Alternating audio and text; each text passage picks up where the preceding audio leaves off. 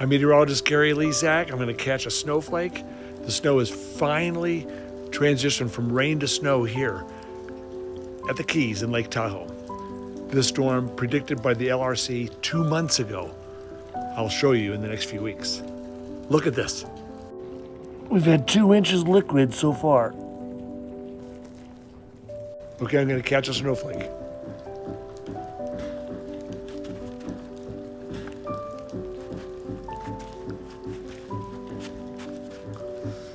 I love it. Snow, hashtag Lake Tahoe, hashtag Tahoe Keys.